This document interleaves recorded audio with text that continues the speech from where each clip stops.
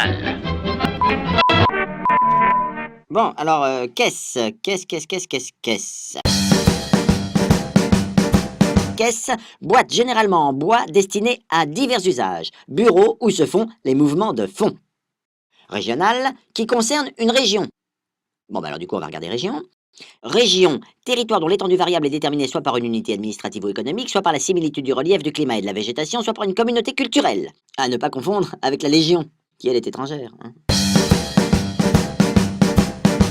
Alors, le Crédit Agricole est né en 1885, au cœur de nos régions, de l'idée de quelques agriculteurs. Il y avait Jean, il y avait René, il y avait... Oh là.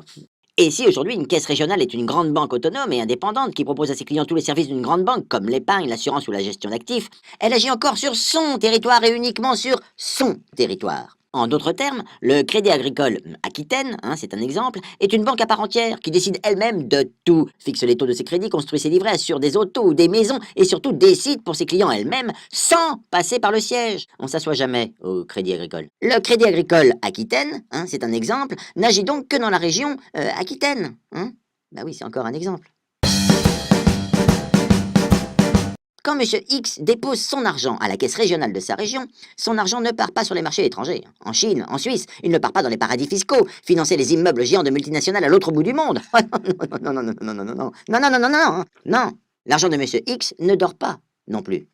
L'argent de Monsieur X sert dans sa région, la région de Monsieur X.